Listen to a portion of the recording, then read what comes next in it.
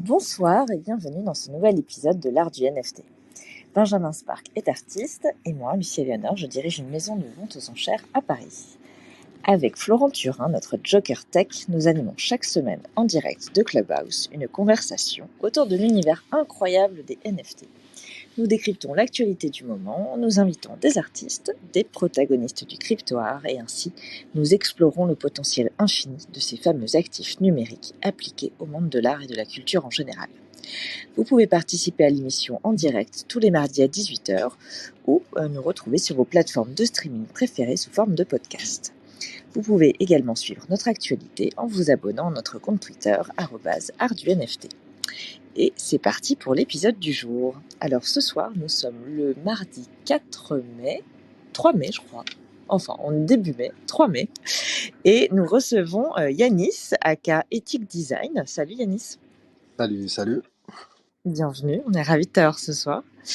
Donc Yanis qui va nous parler de son parcours, de ses projets NFT. Alors cette semaine, pour des raisons d'emploi du temps, on va organiser la room un petit peu différemment. Donc vous pourrez prendre la parole plutôt en milieu de room pour poser vos questions à Yanis, parce que on va commencer par son interview, parce que Yanis doit nous quitter un peu plus tôt, et puis on fera en fin de room l'actualité et le mot crypto de la semaine. Donc on va commencer directement avec toi Yanis. Si tu veux nous dire de manière très succincte pour commencer qui tu es, où tu vis et ce que tu fais dans la vie. Très rapidement, juste pour te situer. Oui, alors je m'appelle Yanis, j'ai 36 ans, je suis un artiste digital depuis plus de 12 ans et j'habite à Londres depuis à peu près 8 ans.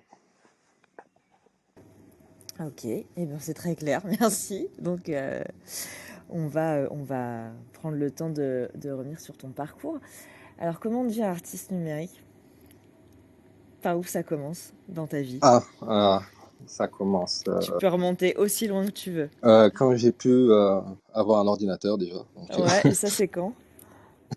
voilà, ça remonte j'ai eu un ordinateur un petit peu tard parce que j'ai grandi, l'ordinateur n'était pas vraiment là. C'était plus le Minitel et les choses comme ça. Mais bon, du coup, du graffiti, je suis passé à l'art numérique en fait, Ah en ouais, bah rentrant alors dans... attends, raconte-nous le graffiti. Ouais, alors le graffiti c'est toute ma vie. Voilà, Ouais, voilà, voilà, raconte-nous j'ai le fait de graffiti. l'illustration pendant très longtemps. Voilà, j'adore ça et puis du coup, j'ai fait du graffiti, bon, on va dire bon, légal aussi. Voilà, j'ai été payé pour ça à, à- à des moments. Et puis du coup, ouais. Euh, la, Comment dire, le graphique communication, voilà, la communication graphique en France, je suis rentré dans la première classe qui s'était ouverte en France, donc c'était au lycée André Argouges. Donc j'ai eu la chance de commencer une formation en communication graphique là-bas. Voilà. Mais juste, je reviens un peu sur le graffiti parce que tu avais comme on dit, une crew, tu avais une équipe.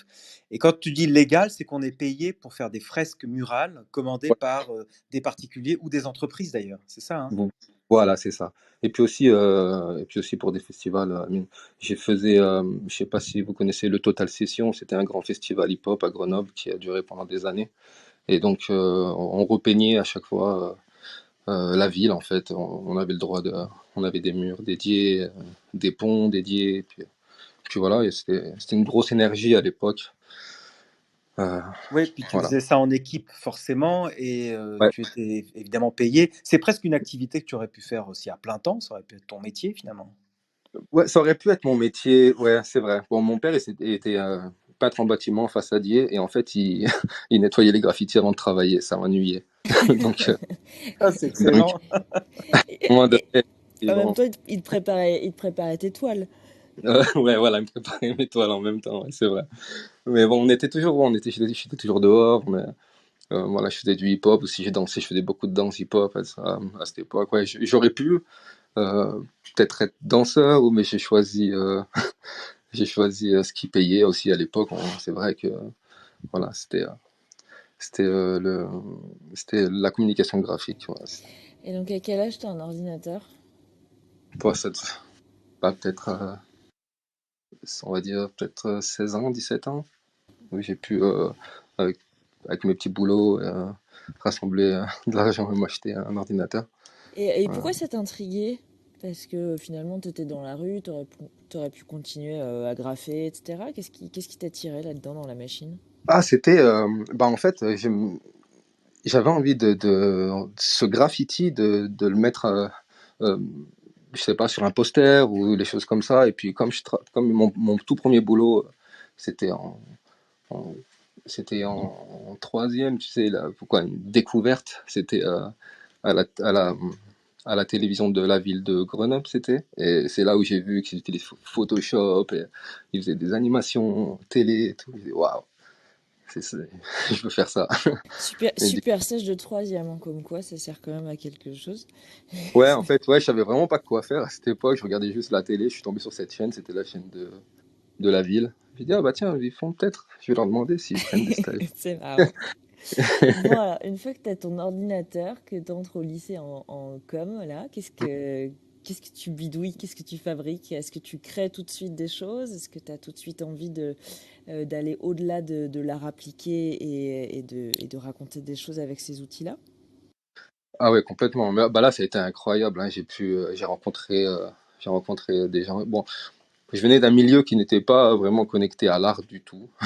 Donc, j'ai pu aller au musée, j'ai pu faire tu sais, des performances d'art, j'ai pu m'exprimer ça à différents niveaux. Euh, Ça t'a vraiment ouvert en fait à toute une dimension artistique que tu ignorais jusqu'alors, ou en tout cas ah, complètement. dont tu n'avais pas conscience, parce que finalement aujourd'hui la culture hip-hop est reconnue en tant que telle, hein, en tant que Ouais, mouvement c'est ça. artistique, mais C'est pas que- ouais, t'en avais pas conscience à l'époque. Non, ah bah non, pas du tout, non. Puis nous, on le faisait pour tous, toutes les compétences que j'ai eues, que ce soit en dessin, graffiti ou après, c'était vraiment parce qu'on aimait faire ça, quoi. Il n'y avait pas, il y avait pas vraiment d'avenir derrière, personne nous avait prévenu. Ouais, mais j'ai l'impression que c'est là au lycée, donc tu dis que tu as fait cette formation en communication graphique. Ouais, c'était Ça, plus hein, c'était plus, pardon, de quoi? de l'infographie, en fait, tu vois, ils nous apprenaient un petit peu plus tu vois, de l'infographie, communication graphique, illustrateur en communication graphique, en gros. Ouais, et à gérer aussi son activité, à devenir indépendant finalement. C'est ça. Ouais. Puis, tu sais, gérer les devis, les factures, les BAT pour l'impression, toutes les choses comme ça. Ah, c'est C'était bien. très intéressant. Tout ce qu'un Ah, non. artiste doit savoir faire aujourd'hui finalement. Bah, je pense que c'est juste, tu la 3D, après, ça a été juste une évolution, hein. Après, je pense, oui, qu'il y a des bases. Il y a beaucoup de gens voilà, qui prennent Photoshop et qui impriment en RVB et qui s'en foutent, tu vois. Euh, euh, Je sais pas s'il y a des connaisseurs dans la room, mais bon, on va pas se lancer dans ce genre de considérations techniques, mais c'est assez amusant. ouais. Bon, on va avancer un petit peu dans le temps. Donc maintenant que tu maîtrises tous ces outils finalement numériques, est-ce que tu essaies de transposer ce que tu faisais en graffiti de manière numérique, ou alors est-ce que tu développes un univers complètement différent? Alors, oui, au tout début, c'était bah, pour rentrer dans la 3D, vraiment, je voulais mon graffiti en 3D. Donc j'ai commencé comme ça, mais après je me suis vite détaché parce que j'ai découvert des outils, mais voilà, qui ont mené mon esprit aussi super loin. Donc Ah bah ça c'est euh, intéressant, ça veut dire que c'est les outils, la maîtrise des outils qui t'ont permis finalement de développer ton potentiel créatif. Parce que parfois c'est l'inverse, parfois des artistes ont besoin d'outils pour faire ce qu'ils ont dans la tête. Toi ça a été un petit peu le contraire. oui, mais ça reste aussi qu'un outil. Donc j'avais une vision, et je savais que cet outil pouvait la rendre possible. Et puis du coup, euh, en fait, toutes mes réalisations depuis 2008, 2014, 2013, c'est vraiment des expérimentations. Et c'est comme ça vraiment que je suis arrivé à débloquer euh, des techniques, etc. Et alors, quelles sont tes sources d'inspiration? Source d'inspiration, ça peut être beaucoup de choses, hein, on va dire. J'aime beaucoup la photographie, je fais beaucoup de photographie, j'aime le monde sous-marin, la physique, c'est ce qui est microscopique aussi. Travailler les textures, prendre tes photos, sortir, créer tes propres textures. Oui, c'est assez organique aussi quand on regarde ton travail. Je vois sur un site qui est un site de 3D qui s'appelle Behance. Enfin, Oui, je suis allé sur, ouais, je vois tes créations. Oui, c'est assez organique. On voit ouais, des inspirations de la nature, des molécules, de la géométrie. On a l'impression que c'est zoomé aussi qu'il y a du microscope, effectivement. C'est assez très intriguant, assez abstrait d'ailleurs, je trouve, même très abstrait. mm, Finalement. Donc c'est une influence, oui, aussi un peu de figuratif. Mais enfin, je dirais que on sent la recherche en fait, hein, permanente hein, dans ton c'est travail. ça, c'est exactement ça. Ouais.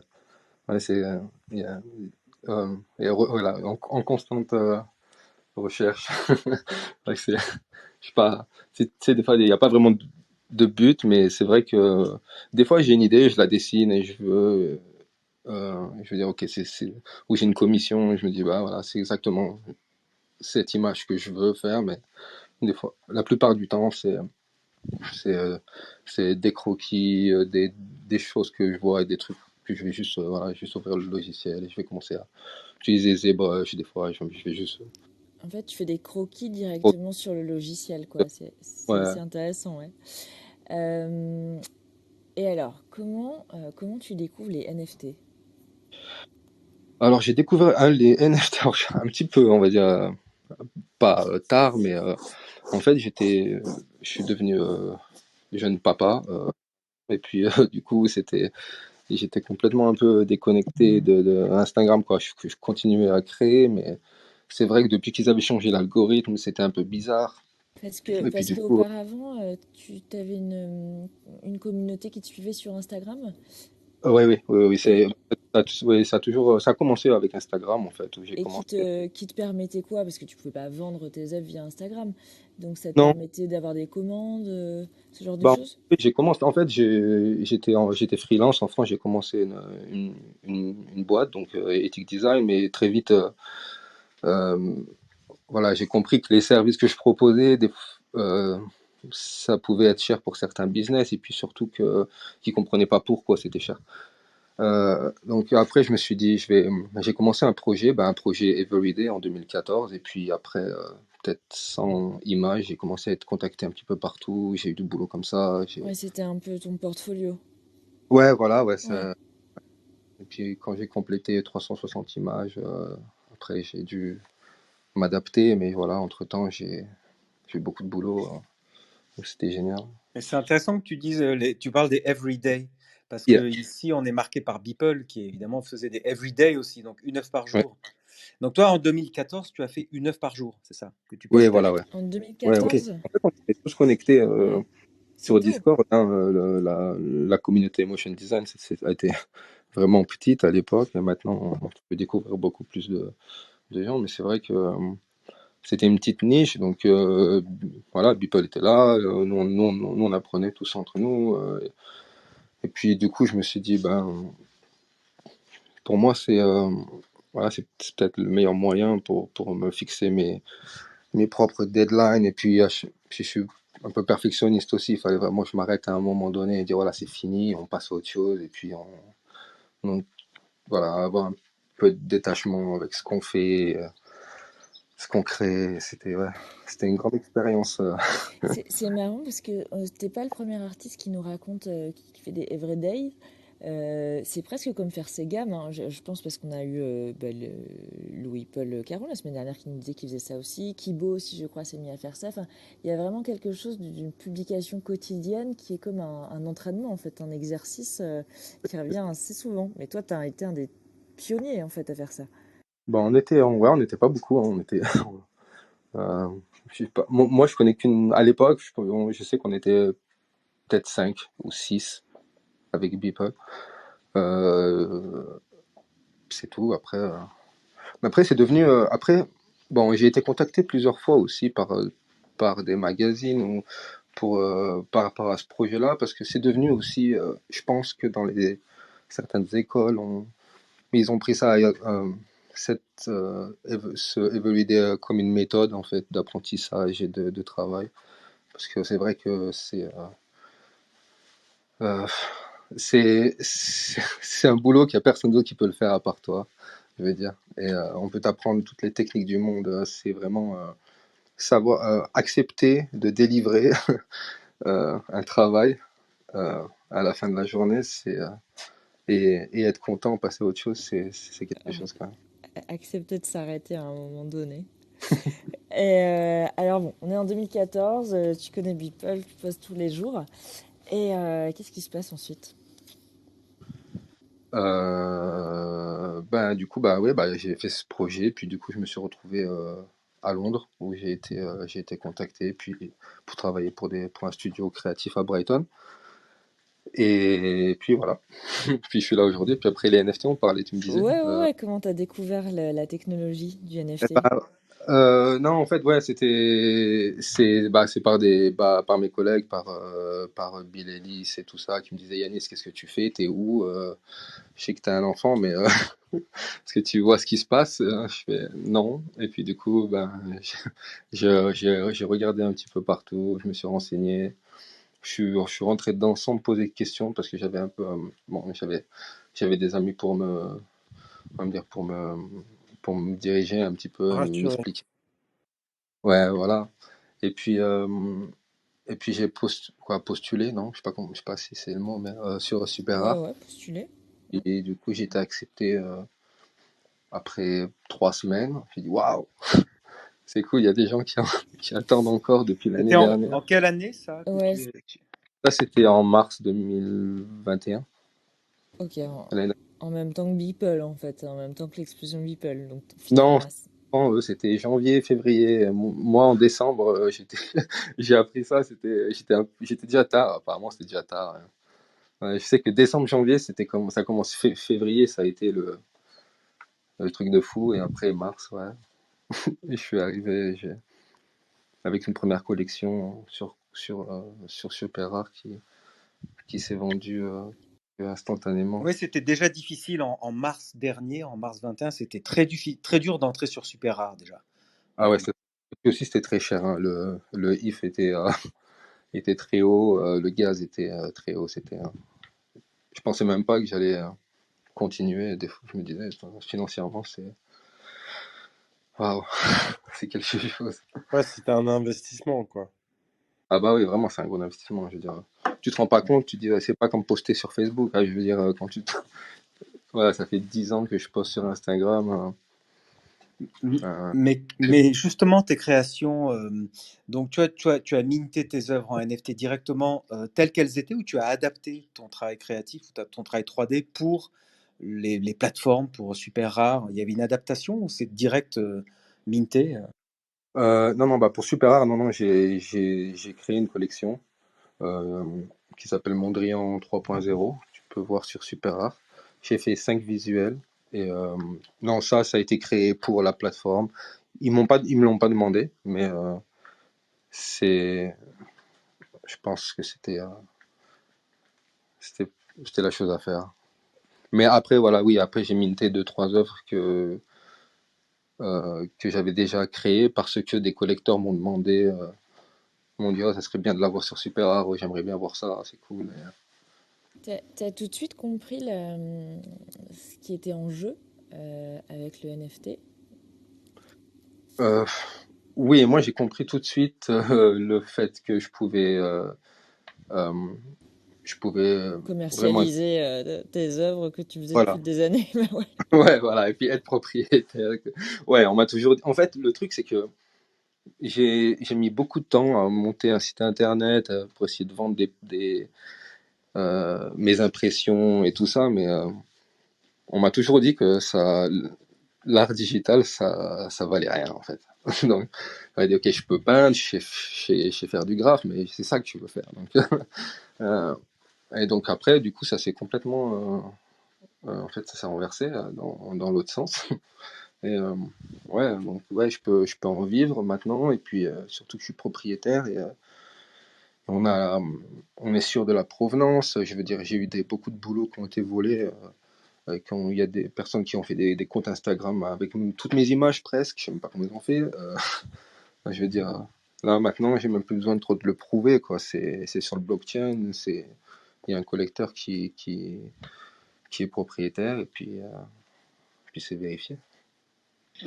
Ouais, tous nous ont dit, hein, tous les artistes qui sont passés dans notre podcast et qui ont commencé le digital assez tôt, la création digitale, ont tous dit la même chose. Ça valait, pour les gens, ça valait rien.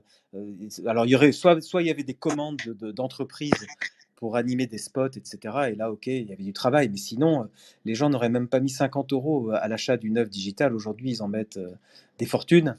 Et c'est vrai que les NFT ont tout changé pour ça. Mais donc toi, tu vis ça comment? Tu vis parce que tu t'es accroché, tu y as toujours cru en fait que ces œuvres digitales vaudraient un jour de l'intérêt en fait. Ah bah tout comme mon projet VEID au début, c'est si tu crois pas en toi, tu peux pas le faire. C'est vrai que c'est je me vois pas je me vois pas autrement et je pense à tu vois projet VEID et toutes ces créations que j'ai faites sur Instagram, si j'ai la chance d'en vivre aujourd'hui et que c'est 100%, je suis le propriétaire à 100% et que tu peux pas fermer le site internet et je perds mes images, par exemple.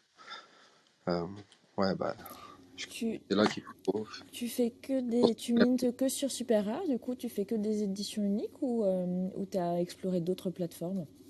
Non, j'avais exploré Ikenak Ouais, donc sur aussi, Tezos. Tezos, ouais. Mhm. Puis j'ai une collection bah, avec Tommy là qui est dans l'ambiance sur Creative Work Studio. Récemment, j'ai fait et il y a 3 visuels Tu, tu- tu peux nous en est. parler? Creative Work Studio, c'est ça? Oui, oui. C'est quoi? Ben Tommy, il y a Tommy qui est développeur pour Mais quand on qui est en plus, dans- c'est Pogwork. ouais, c'est un Français, il pourrait en parler peut-être, mais C'est un collectif en fait. oui, c'est Ok, ok. ah, et voilà, il est là. Effectivement. Une NFT collective, Connecting Art, Brands and Humans. Et donc vous faites des collabs et vous mintez tous ensemble?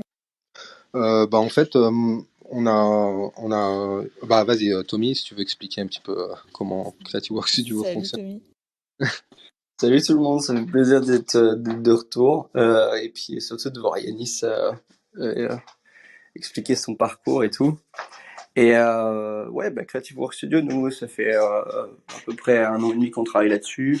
Enfin 1 an et demi, ça fait depuis l'an dernier qu'on a une grosse collaboration qui arrive et finalement on a des partenariats avec des artistes de plus ou moins grande taille en fait va- qu'on va produire au travers de collaborations qu'on va faire. On va essayer de vraiment matcher le style de l'artiste.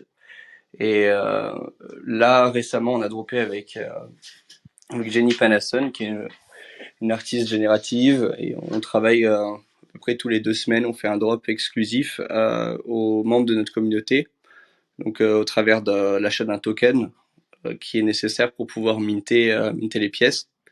Et c'est comme ça qu'on organise des drops, quoi. Ouais, il y a des jolis noms, hein. Je vois Rafik Anadol, Kevin Abosch, Camille Georges. Et alors vous travaillez pour des marques? Parce qu'il y a tout un ensemble de marques là qui sont indiquées. Bah, du coup, en fait, ce qu'on fait, c'est qu'on a des collaborations principales. Donc, c'est un peu les gros partenariats qui nécessitent des contrats avec des marques et on va proposer des artistes influents dans la blockchain. Là, à ce moment-là, on travaille là, sur la prochaine collaboration, on travaille avec Dasai, donc, qui est une grosse marque de saké, une des plus influentes au monde. Et du coup, là, j'ai l'équipe qui revient du Japon et donc qui a filmé avec Kevin Abosch dans leur distillerie en plein milieu de nulle part. Et donc là, ça va être justement cette collaboration-là, la numéro 2. La première, c'était avec Graphic Anadol et Inspiration 4. Donc, on avait donné les données du premier vol euh, public spatial. Enfin, en gros.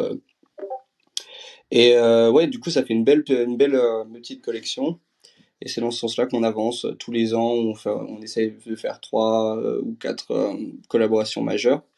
Et on est en train de construire une plateforme qui va permettre de créer un sens de... Le but, c'est vraiment de permettre aux artistes de faire leur développement sur Ethereum. Et on a une communauté de presque 20 000 collecteurs donc, qui sont vraiment passionnés par l'art digital, quoi, et par la collecte de NFT artistiques pour la valeur artistique long terme, plutôt que, comme on l'a remarqué, le flip rapide d'une pièce. Et c'est vraiment ça qu'on veut, ce genre de communauté, ce genre d'ambiance qu'on veut recréer au travers de Creative Work Studio. Et du coup, ce qui est intéressant, merci pour cette présentation, c'est hyper cool comme plateforme et comme idée surtout. Et ce que tu m'avais dit, Yanis, en préparation justement du podcast, même si la préparation était courte, c'est que justement c'était une expérience vraiment différente parce que tu as participé à ce projet. Et donc la clé dont parlait Pogwork, c'est toi qui l'as designé en mode génératif, c'est ça? Ah non, toi tu parles de Diamond Hand. Ah ok. Donc je confonds tout, autant pour moi. Non, t'inquiète pas. Non. La collection avec Tommy et ses collègues sur Creative Work Studio, c'est une curation et c'est une limited edition de trois visuels pour les tokens différents en fait que, que le studio propose. Ok, mais moi du coup je voudrais bien que tu nous parles un peu de Diamond Hands parce que c'est vrai que c'est une expérience un peu différente vu que tu faisais que justement des œuvres sur Super Rare et tu as été contacté du coup par ce projet NFT, donc vraiment une start-up en fait, pour réaliser leur collection, c'est ça? Bah oui, ouais, en quelque sorte, oui. C'est le frère d'un ami à moi, c'était un ancien collègue de boulot, qui m'a dit, oh, j'ai mon frère qui est dans la blockchain, qui fait de la DeFi depuis très longtemps, et il est intéressé de travailler avec toi. Donc du coup, on a créé ce projet. Il voulait faire un projet qui s'appelait Diamond Hand, donc on a travaillé autour de ça. Et donc c'est 11 111 pièces qui ont été vendues en 2 heures. C'était un truc de fou quand même. Et j'ai passé beaucoup de temps sur ce projet. Je savais pas du tout comment m'y prendre au tout début, mais bon, je m'en suis sorti. Bah, plutôt oui, parce que du coup en un an dans les NFT, tu as réussi du coup en vivre et t'as acheté même un punk, c'est ça, grâce à ça ou Ah oui, ouais, ouais. Donc c'est plutôt une belle ascension dans le monde des NFT. Voilà, mais c'est aussi pour montrer voilà, que je reste dans l'espace, quoi. Oui, puis tu as exploré les deux visions du NFT dont on parle souvent, la vision des collectibles, typiquement les 11 000 pièces, enfin les Diamond Hands, c'est des collectibles, et puis typiquement des pièces 1 sur 1 sur Super Rare, des œuvres uniques, beaucoup plus artistiques, j'imagine, il y a plus T-Trip quoi, sur Super Rare, après par rapport aux collectibles, mais tu explores les deux visions des NFT en fait, c'est complémentaire hein, d'ailleurs. Ah oui, complètement. Bah ouais, je pense que maintenant, même il y a beaucoup d'artistes qui sont des DJ, hein. Donc, c'est vrai que tu sais, smart contract, toutes ces choses-là, aussi le marketing, comment tu promouvoir un projet de, de, de collectible et un one of one, c'est pas du tout pareil. Euh, Puis aussi en termes de création, puis aussi en termes de workflow, comment tu construis le projet, même techniquement en 3D, il y a beaucoup de choses que j'ai apprises en développement. Et puis comment on fait le pont entre les NFT et la DeFi, du coup la finance décentralisée, du coup j'ai appris vraiment beaucoup de choses. Et est-ce que toi, tu collectionnes, Yanis? Ah oui, je collectionne aussi, j'adore. Alors, raconte-nous le premier NFT que tu as collectionné. Ah, le premier NFT que j'ai collectionné, c'est le NFT de Oniro. C'est quelqu'un que je suis et qui me suit depuis des années. On s'est jamais rencontrés, mais c'est comme ça. Et c'est je crois que le premier qui m'a dit, mais qu'est-ce que tu fais pourquoi t'es pas en train de dropper des trucs sur blockchain? Et je pensais qu'il me parlait en chinois, du coup, il m'a donné vraiment un bon coup de main. Et quand j'ai pu, la première pièce que j'ai vendue sur Super Rare, c'est la première chose que j'ai achetée, c'était une pièce de lui. Ah ouais, donc c'est chouette. Finalement, t'as vendu pour pouvoir acheter, quoi. Ouais, Tout de ouais, suite, t'as solidarité entre artistes. ah ouais, c'était important, ouais. C'était Et vraiment. alors, un NFT que t'as pas réussi à avoir. Ah, c'est mon pote Archaner, si vous connaissez peut-être. Et lui aussi, il m'a beaucoup, il m'a appris beaucoup de choses au début. Mais bon, lui, ses pièces, elles sont à 29 if, donc ouais, non, je peux. Pas encore. La dernière, elle s'est vendue à 49, je crois, donc ouais, non. Pas- J'attends un peu. Et alors, le NFT que tu attends avec impatience. Le NFT que j'attends avec impatience. Ouais. euh, le NFT que j'attends avec impatience. Ah, c'est une bonne question. Je sais pas, j'y ai pas. J'espère ma prochaine collection déjà. Ah. J'espère, non, mais autrement. euh, Et tu peux nous en parler un peu? Tu peux nous faire un petit teaser de tes prochains drops? bon, j'ai une collection que j'ai envie de faire là, qui va regrouper environ 203 visuels en fait de ce que j'ai déjà fait, mais ça va être que pour les collecteurs parce que et ensuite je vais, j'ai envie de les effacer complètement du web 2. Donc j'ai envie de bouger toute une collection pour les collecteurs, mais il va y Ah, avoir c'est des pas mal. Genre, tu vas prendre des choses qui sont par exemple sur Insta, tu vas les enlever d'Insta pour les minter. voilà, ouais, c'est ça. En fait, elles Ah, c'est sont pas mal. et, Faire disparaître du Web 2 pour les mettre sur le Web 3. C'est un bon principe. voilà, c'est ça. D'où la collection 203 en fait. Hey, De visuels curés par un collecteur, par un très très gros collecteur que je suis que je peux pas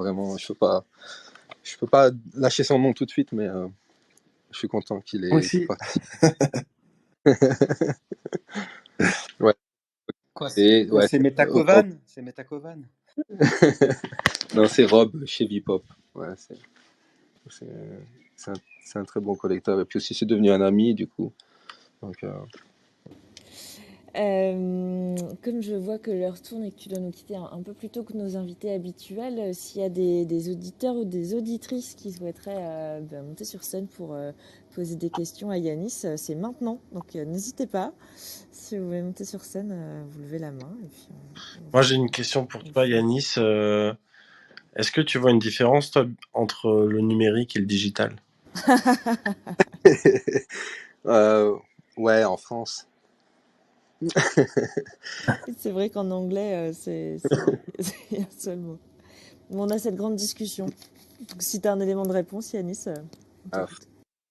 ouais, je pense que c'est juste l'évolution, non, on va dire euh,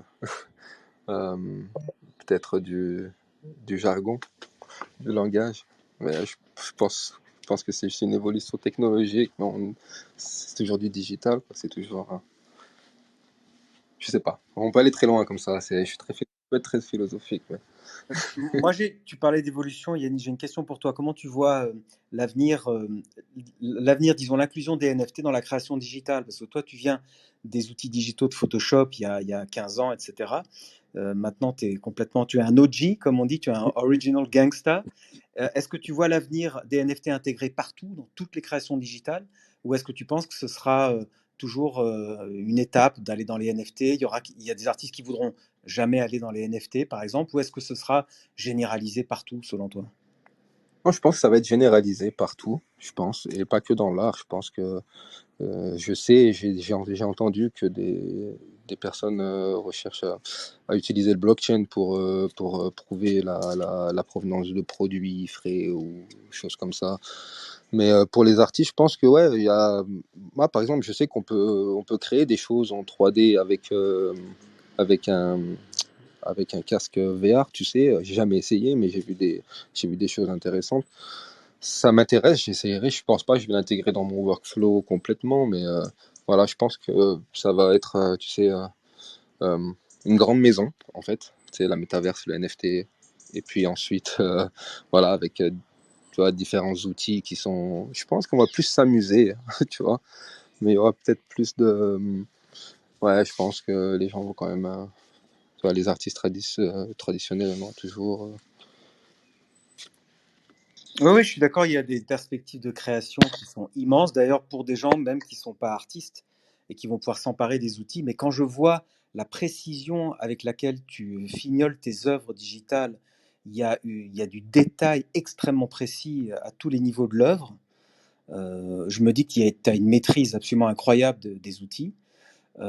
Est-ce que tu penses que cette maîtrise-là, elle va être propre à l'inspiration, au travail, à la sueur que tu passes sur l'ordi? Ou est-ce que tu penses aussi que les outils vont permettre des niveaux de détail comme ça pour tout le monde, en fait? Est-ce que ça va être ultra démocratisé, finalement, cette qualité d'image? Ah oui, je pense, hein. Je pense, ouais, complètement. Bah, rien qu'avec, quand tu vois Unreal Engine, la dernière version, là, tu as des simulations de fumée, tu sais, tu bouges un objet, il y a tout qui est, tu vois, dynamique et tout, que franchement, moi, ça me prendrait une semaine. Là, ça, si je dois commencer maintenant, ou, tu vois, avec...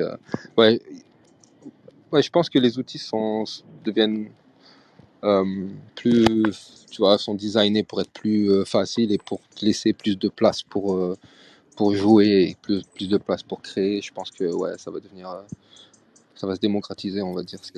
Et après, il y a les outils et il y a aussi vraiment toute la création et l'animation d'une communauté. On voit quand on est sur ton Linktree qu'on arrive sur un Discord. Donc j'imagine que c'est important pour toi. T'animes toi-même ton Discord. Comment tu fais? Ah non, Discord, ouais, bon, j'ai un Discord, mais c'est vrai que Mais pas. il est, je crois que je suis le seul dessus. Non, c'est pas vrai. Il y a 3698 membres, dont 390 en ligne. Ah, sur mon Discord? Non, ou Non, sur sur le le Time. Discord de The Diamond Hunt, ouais. Ah ouais, ouais, non, non, ouais, ouais, bah oui, c'est moi qui l'ai administré pendant longtemps. Il y a d'autres personnes dans l'équipe qui sont chargées aussi, mais Quelle est c'est, l'importance pour toi de la communauté dans ton ah, envol comme artiste numérique?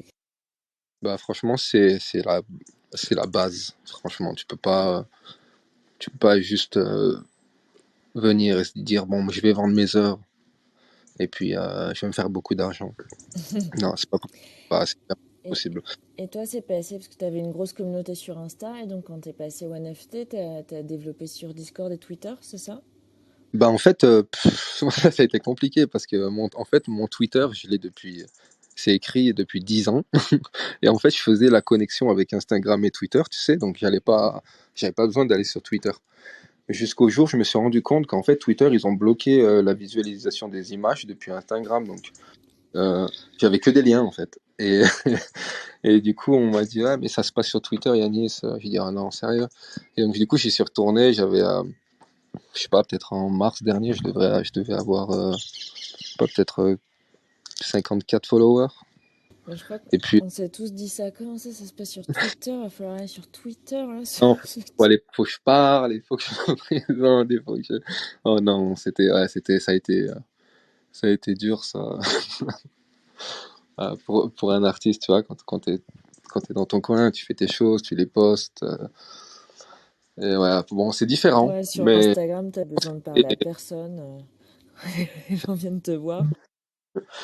ouais, c'est différent, mais je pense que c'est nécessaire et ça a été très bénéfique, tu vois, pour mon travail, pour mon bien-être, pour beaucoup de choses. Twitter t'a fait du bien? C'est ça que tu es en train de nous dire? Non, connecter avec les gens, tu vois, et à un moment donné, eh ben, euh, te présenter et puis aussi écouter d'autres histoires, d'autres techniques, d'autres choses, tu vois. Et puis ouais, ça c'est bénéfique. Ouais, c'est vrai que toi en plus, bon, on dit souvent que les artistes doivent être super extravertis, tu vois, qu'ils puissent raconter leur histoire hyper facilement. Toi, du coup, je présume que tes collectionneurs, ils étaient surtout en anglais. Enfin, tu parles surtout en anglais avec eux, du coup, est-ce que ça t'a pas posé un souci justement de devoir aller dans les spaces, tu vois, genre échanger avec les gens et tout ça?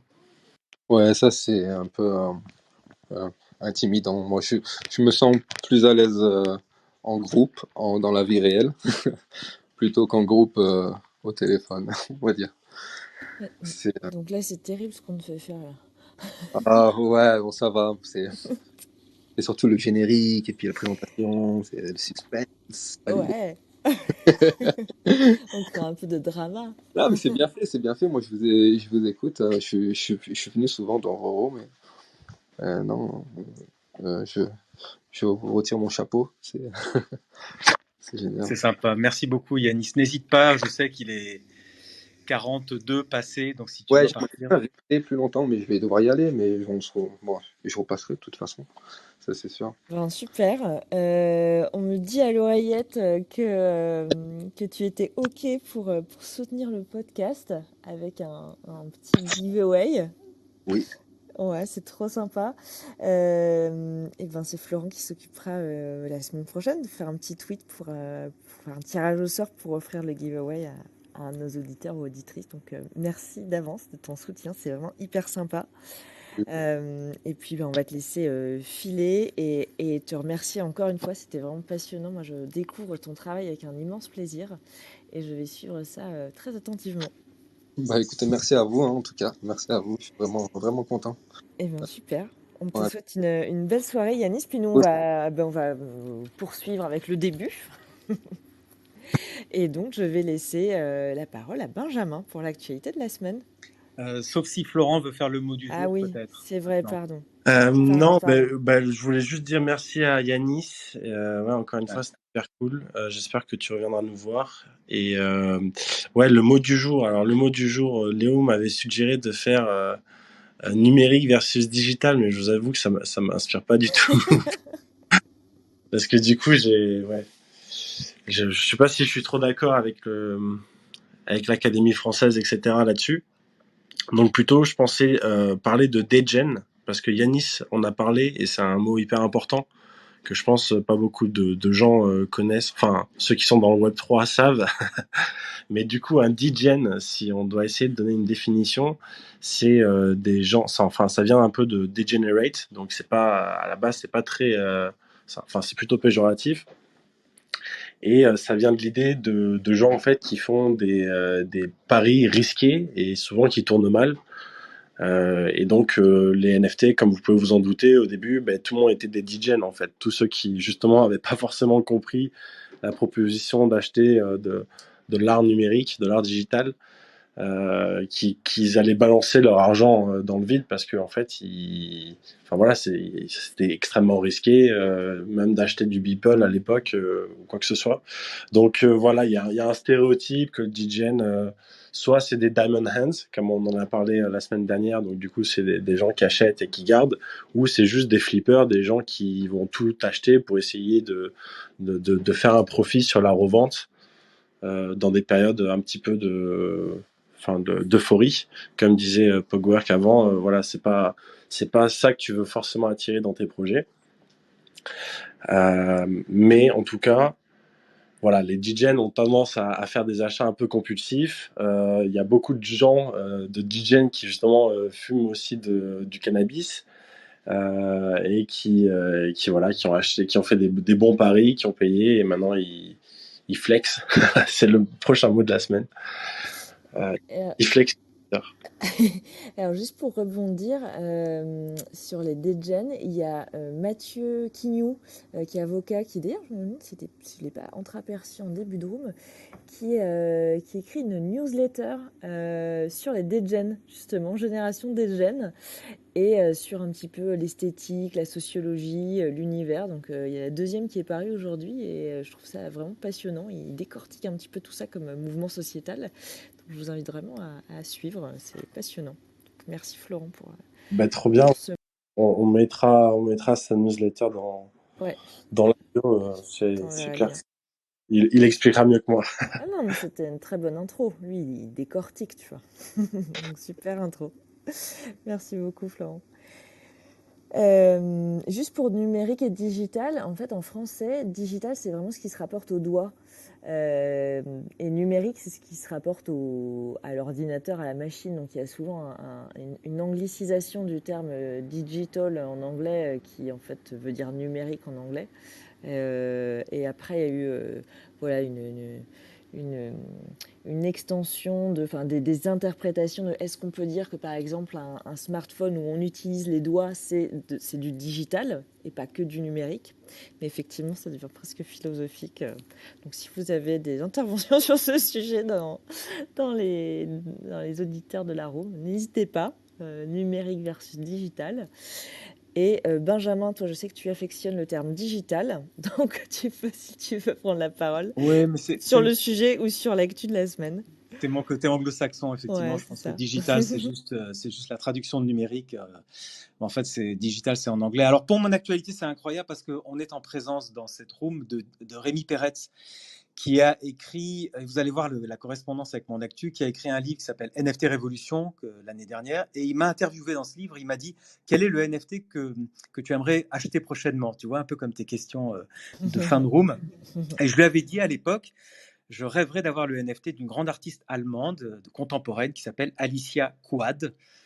Et il a écrit ça, donc c'est sorti dans le livre il y a 1 an maintenant. Et figurez-vous que la semaine dernière, qu'est-ce que j'aperçois dans ma newsletter? Les premiers NFT de cette grande artiste allemande qui s'appelle Alicia Quad, qui est représentée par la galerie Koenig, galerie basée à Berlin. Donc là, on est dans le pur art contemporain, même, je dirais même ultra conceptuel. La galerie Koenig, d'ailleurs, est déjà très Web3 parce que depuis l'année dernière, ils font des expos dans Decentraland, ils ont acheté un land, ils font des expos virtuelles, ils adorent les NFT. Et alors, ils ont convaincu Alicia, qui fait des installations, qui fait des choses très conceptuelles, de faire un NFT. Alors, ce qu'a fait Alicia Quad, elle a fait analyser son ADN. Et vous savez, quand vous donnez un brin d'ADN, alors vous recevez 20 000 pages avec toutes les protéines AT, GAC, enfin bon, les protéines de l'ADN qui sont mises comme ça en randonnion sur des pages A4. Et elle a minté tout ça. Et elle en a fait donc, elle a minté 2 pages par 2 pages. Donc ça fait une série de 10 200 NFT à peu près. Et alors, on peut acheter pour 300 €, on peut acheter 2 pages de son ADN. Elle appelle cette œuvre un autoportrait, évidemment. Et elle fait une petite vidéo. Alors, je vous explique l'onboarding, ce qu'on appelle l'onboarding. Tiens, Florent, d'ailleurs, onboarding, petit mot dans le mot du jour que tu pourrais Je développer. note. Ouais, notre onboarding, donc c'est la façon dont on amène les gens qui ne connaissent pas cet univers dans la crypto. L'onboarding est ultra bien fait. On s'inscrit sur le site Koenig. On paye via PayPal, tout simplement, en fait. Et on reçoit un certificat. On reçoit la possibilité ensuite de minter l'œuvre. Et on vous explique comment installer un wallet. Donc, moi, j'avais mon MetaMask, évidemment. Tout ça est sur Ethereum, classiquement. Et ensuite, j'ai connecté mon MetaMask. Et comme par magie, 2 minutes après, je l'ai vu dans mon MetaMask et je l'ai vu sur mon OpenSea. Donc, je l'ai bien. Donc, cette œuvre d'Alicia Quad, elle est bien chez moi. Elle m'appartient. Elle est dans mon wallet. Je la vois sur mon OpenSea. Et donc, il y a une espèce de magie qui se passe pour moi entre cette artiste que j'ai vue. Je suis même allé la voir dans son atelier il y a une dizaine d'années. J'ai un ami qui habite à Berlin, qui est artiste, qui m'a invité chez Alicia Quad. Vous savez, cette artiste, elle est dans tous les grands musées. Elle était Art Basel. Elle est vraiment très, très prisée. Et puis, elle a une simplicité, un raffinement, une intelligence. Je suis extrêmement impressionné par cette artiste. Donc, quand on a un petit bout d'artiste, vous voyez, dans son wallet MetaMask, il y a quelque chose de magique, c'est indéfinissable. On fait partie de la communauté. Et là, je pense que je comprends que là, elle prend tout son sens, en fait, la communauté. Je pourrais presque, un jour, si je la recroise, je lui dis, mais tu sais, j'ai une œuvre à toi dans mon MetaMask. Je pense que ça va l'amuser. Et donc, je voulais vous parler de ça. Et puis, vous savez que dans ce podcast, on est très attentif aux passerelles entre l'art contemporain, l'art physique, ou l'art conceptuel d'ailleurs, peu importe, et les NFT, parce que je pense que les deux sont ultra compatibles. Et là, je vous le dis, franchement, là, ce qu'a fait Alicia Quad, entre son travail physique, son travail de galerie, son travail NFT, tout ça a du sens. Il y a une continuité et je pense que ça ira encore plus loin et je vous encourage à aller voir ça. En plus, il y a une petite vidéo de présentation. Même si vous achetez pas le NFT, regardez sa vidéo de présentation. Elle explique aussi d'où vient l'ADN. Elle explique qu'il y a 20 ans, quand on a commencé à décrypter le génome humain, ça coûtait... il fallait des grands laboratoires, ça coûtait, je crois, 100 millions d'euros à l'époque pour faire juste une analyse ADN. Aujourd'hui, ça coûte 500 euros. Et donc, elle nous projette dans l'évolution de la science, dans l'évolution de l'humanité, finalement, à travers sa vision d'artiste. Je trouve ça vraiment génial, c'est très inspirant. Allez voir ne serait-ce que cette vidéo, et puis je vous reparlerai d'autres événements dans ce genre. Voilà l'actu du jour. Eh bien, merci Benjamin. Et alors c'est très drôle, cet artiste qui tokenise son ADN, ça doit faire marrer quelqu'un dans la room. C'est sur ce sujet que j'ai rencontré Patrice Masini, là, qui est dans la room, parce que j'étais en contact avec une artiste avec effectivement le projet, qui avait aussi le projet de tokeniser son ADN et de le vendre aux enchères sous forme de NFT. Et Patrice voulait suivre ce projet-là, qui finalement ne s'est pas fait.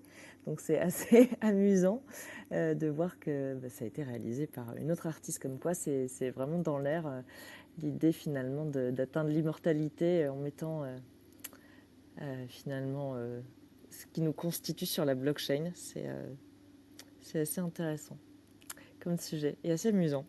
Donc merci beaucoup Benjamin pour cette actu. Ouais. Et voilà, s'il y a des gens qui veulent intervenir, on est un petit peu en avance aujourd'hui. Non, mais je trouve ça marrant le parallèle avec Benjamin et ton artiste, et le fait que tu l'aies rencontré et que tu avais déjà une relation préétablie. C'est un peu comme Yanis et son pote, du coup, qui se connaissent depuis des années et qui se sont jamais vus, mais qui arrivent à créer, qui ont créé du lien, en fait, et le NFT vient le concrétiser, ce lien presque. Et c'est un truc qui est quand même assez récurrent parce que même dans les artistes qu'on reçoit, en général, ils ont pas mal tendance, à part ceux qui se lancent, à déjà collectionner des œuvres d'autres artistes, parce que il y a ce sentiment aussi de crew un peu qui renaît de manière un peu décentralisée et numérique, où les artistes en fait s'entraident et se poussent les uns aux autres, quoi. Ouais, il y a pas mal d'artistes qui nous disent, moi, soit je reverse une partie de ce que je vends pour ma future collection, enfin pour ma propre collection et pour soutenir d'autres artistes, etc. Il y a une vraie entraide en tout cas. Et puis l'intérêt, je pense tout simplement, la passion de la collection et de la création. Et donc, ouais, c'est joli à voir en tout cas. Eh bien, on a presque fini. Non, il faut qu'on tire au sort le giveaway de la semaine dernière. C'est bien ça? Ouais, c'est ça. Donc, c'est un giveaway de Louis-Paul Caron. Exactement. Qui est hyper beau, qu'on a pu voir sur Twitter. Comment tu veux procéder, Florent? Eh bien, écoute, cette fois-ci, on a 28 participants. Pour une fois, je serai pas dans le stress de l'émission. Enfin, si on est toujours en émission en direct, mais je sais pas. Vous pouvez me proposer Pogwork si tu veux, ou Benjamin, ou Lucie, ou Léo. Oui, Si vous... moi je te donne un chiffre, le chiffre 1. Sérieux? Bah oui, sérieux, comme ça tu comptes pas, et puis tu vas à l'essentiel. C'est gentil, c'est gentil. On me l'a jamais fait, mais ok. Le 1, c'est Aurélien Kéribin. Aurélien Kéribin qui a retweeté. Oui, c'est parfait, c'est ça. Eh ben, bravo. Il nous suit. Bravo à toi, ouais. Et Louis-Paul, ouais, était dans la room. Voilà, il n'est pas resté jusqu'à la fin, mais on fera un tweet là-dessus. Donc voilà, on est bien. Eh ben, super. Il y avait quelqu'un dans le chat, Julie, qui voulait peut-être intervenir, mais je la vois plus dans la room. Ah, dommage. Il n'y a personne qui veut nous faire un coucou là. Ah, yes. Alors on te voit pas, Julie. Enfin, moi je te vois pas. Bah, lève la main si tu veux venir nous faire un coucou sur scène. Ah, si, c'est bon. Ah, voilà. Ouais, Julie disait qu'elle revient d'Art Bruxelles. Ouais. Voilà. Salut, une grande Julie. foire d'art contemporain. Salut Julie. Il faut que tu te démutes. Tu peux enlever le micro, il faut cliquer sur le micro. Ça y est, vous m'entendez? Ouais, c'est bon. Ah, super. Bon, déjà, félicitations pour ce super podcast. C'est passionnant. J'ai raté le début, mais en tout cas, chaque fois, c'est un grand plaisir. Donc, effectivement, j'étais à Art Bruxelles le week-end dernier. Et l'idée étant de voir aussi comment le monde de l'art numérique est représenté, que ce soit sous forme du NFT ou pas. Et par rapport à Paris Art Fair, j'ai trouvé que déjà il y avait une avance qui avait été prise, ce qu'on voit assez souvent d'ailleurs sur le marché de cette foire, qui ose un petit peu plus que ce qu'on peut voir à Paris. Enfin, en tout cas, je trouve. Et donc il y avait quelques NFT quand même qui étaient à vendre. Il y avait 6 ou 7 galeries qui avaient passé le pas. Et c'était fait de façon plutôt cachée. C'est-à-dire qu'en fait, pour les trouver, il a fallu que je me rapproche d'une sorte de start-up qui vient de se lancer, qui s'appelle Parallèle, qui est en fait un regroupement de personnes qui vise vraiment à aider les artistes et les galeries à se développer sur ce monde numérique et à travailler un peu plus sur la blockchain, et qui avait fait cet exercice de contacter toutes les galeries en amont de la foire pour savoir celles qui avaient des NFT. Et donc ils ont fait ce recensement, et pour les personnes qui venaient donc sur le stand, on avait moyen d'aller retrouver ensuite ces NFT, d'aller les demander dans les galeries. Donc c'était quand même un petit parcours, mais à la fin, on avait quand même l'information, et c'était une information, je dirais pas cachée, mais en tout cas, il fallait l'aller chercher sur le stand, et après, en regardant sur un iPad ou sur une liste papier avec des QR codes, on pouvait accéder donc à ces fameux travaux qui ont été réalisés soit par des artistes purement dans le monde numérique, et qui, au-delà de ce qu'ils pouvaient présenter en format vidéo, allaient l'inscrire dans la blockchain, soit venaient du monde physique et commençaient justement à s'exprimer dans cet univers.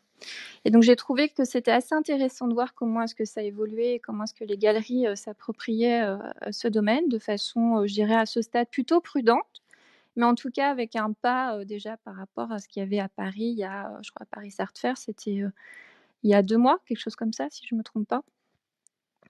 Donc voilà, hyper intéressant. Puis là, je vais continuer, je vais faire un peu Venise et Art Bruxelles Art Basel, pour voir comment justement cette appropriation se fait encore plus dans les mois prochains. Super. Et toi, tu fais quoi dans la vie, Julie, à part analyser le développement À des part NFT parler dans les foires. foires? C'est une bonne question, c'est vrai. Alors moi, j'ai un parcours un peu atypique. Avant, je On travaillais a une minute, hein. Si c'est trop long, il très faudra qu'on fasse une rapidement. room sur Non. toi. J'étais en cabinet de conseil avant, et je m'occupais des équipes d'intelligence artificielle, donc avec des data scientists. Donc j'ai fait ça pendant 18 ans. Et puis il y a 2 ans, j'ai quitté ce monde-là pour entrer dans le monde de l'art. Donc j'ai fait Sotheby's Institute of Art plus un MBA spécialisé en art contemporain. J'ai travaillé en galerie. Et donc aujourd'hui, je suis encore en train d'analyser le marché pour voir justement comment aider les artistes du monde réel, on va dire, ou physique, passer dans le monde digital et inversement. Ok. Donc soit sous forme de galerie, soit sous forme d'exposition. Mais donc voilà. Approche un peu globale du phénomène. Tout à fait. Et ben écoute, c'était très intéressant pour cette actualité de la semaine supplémentaire. C'était chouette d'avoir ce backup. Merci à tous. Il est 19h00. Ouais. Je vais clôturer la room. Ouais, nickel. Merci beaucoup, Julie. Merci, Julie, ouais. Je vous en prie. Merci Benjamin, merci Florent, merci à Yanis, merci à Tommy. Et puis, je vous dis à la semaine prochaine. Et merci et félicitations. Bonne semaine.